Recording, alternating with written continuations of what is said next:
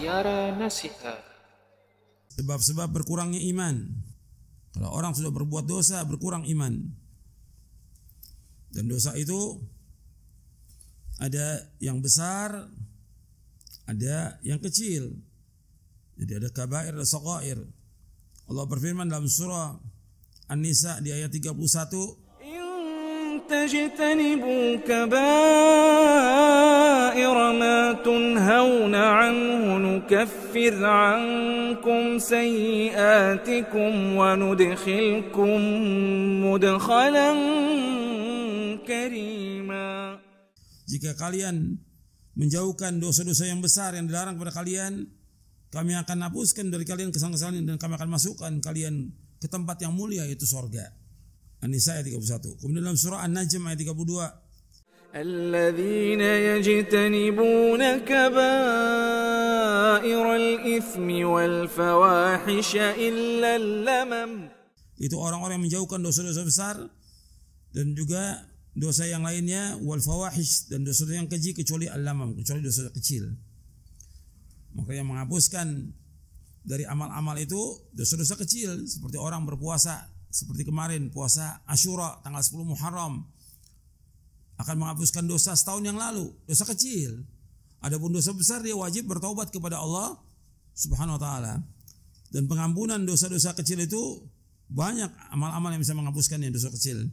Di dalam hadis yang sahih yang diriwayatkan oleh Imam Muslim dari sahabat Abu Hurairah radhiyallahu an, ia berkata, telah bersabda Rasulullah sallallahu alaihi wasallam, as-salawatul khamsu wal jumu'atu ila jumu'ati wa ramadan ila ramadan mukaffiratun lima bainahunna idza ijtunibatil kabair. Salat yang 5 waktu dari Jumat ke Jumat, Ramadan ke Ramadan, menghapuskan dosa-dosa di antara itu apabila dia menjauhkan dosa-dosa besar. Jadi dihapuskan dari salat dari subuh sampai zuhur, zuhur sampai asar, menghapuskan dosa di antara itu, dosa kecil. Antara Jumat sampai Jumat berikutnya menghapuskan dosa kecil. Antara Ramadan sampai Ramadan berikutnya menghapuskan dosa kecil. Jadi syaratnya di sini apabila dia menjauhkan dosa-dosa besar. Hadis sahih riwayat Muslim. Nabi juga menyebutkan sallallahu alaihi wasallam tentang dosa-dosa besar.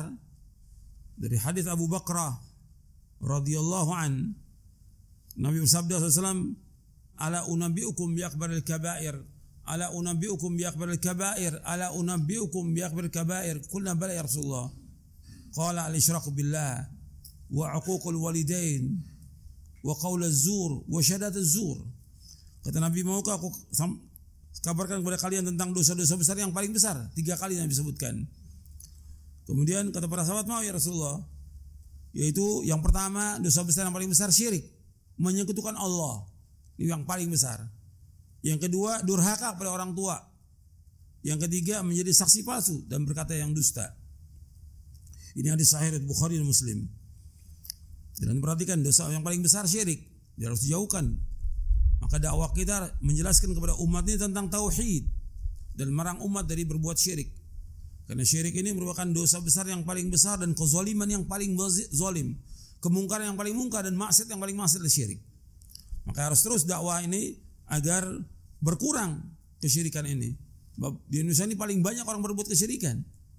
Di negara lain juga ada, tapi Indonesia paling banyak ini orang berbuat kesyirikan. Maka harus terus kita ingatkan. Sebab yang membuat iman ini tambah turun karena dosa yang paling besar syirik. Dan juga datangnya azab, sebabnya datangnya azab ya karena dosa besar yang dilakukan oleh manusia. Jadi kita berlindung pada Allah dalam demikian. Kemudian uququl walidain, durhaka pada orang tua. Ini perhatikan antum. Antum masih punya orang tua, berbuat baik pada orang tua. Itu jalan antum menuju surga. Berbuat baik pada orang tua. Sebab ini dosa besar yang paling besar. Jangan berkata pada orang tua. Jangan menengking, jangan menghardik, jangan melawan, jangan membangkang. Taati orang tua, karena itulah jalan menuju surga. Bapak anak yang durhaka tidak akan masuk surga. Ketika Nabi menyebutkan tentang dosa-dosa besar yang tidak masuk surga, Nabi sebutkan al-aqli walidayhi.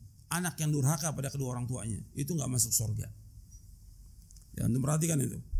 Jadi kesempatan antum berbakti pada orang tua, gunakan kesempatan ini apa yang bisa kita lakukan, berbuat baik pada orang tua.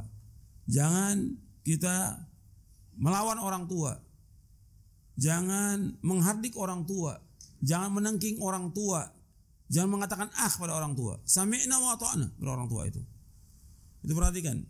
Jangan sampai menyesal. Banyak orang-orang yang menyesal karena dia durhaka pada orang tuanya. Orang tua merupakan jalan menuju surga. Dan banyak hadisnya Nabi SAW menyebutkan demikian. Dan apa yang kita lakukan buat orang tua kita itu nggak bisa sebanding dengan kebaikannya orang tua. Orang yang paling baik kepada kita di muka bumi ya orang tua kita. Yang paling sayang ya orang tua. Jangan menyakiti hati kedua orang tua, jangan.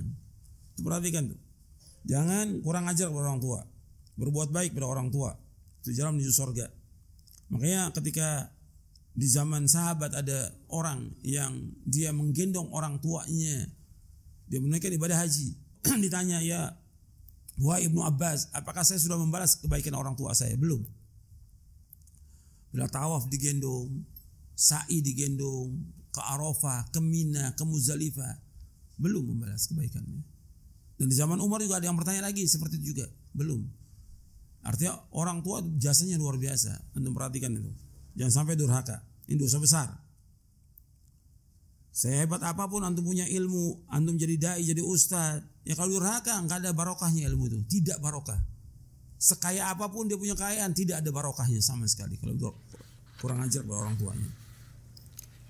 Kemudian yang ketiga menjadi saksi palsu. Dan masih banyak lagi tentang dosa besar. Kalau antum mau baca tentang dosa besar dan pengaruhnya, sebab dosa besar itu punya pengaruh.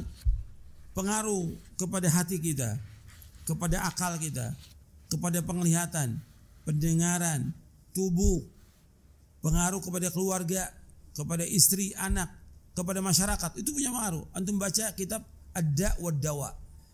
Dan sudah ada terjemahannya dalam bahasa Indonesia yang ditulis oleh Al-Imam Ibnu Qayyim Al-Jauziyah.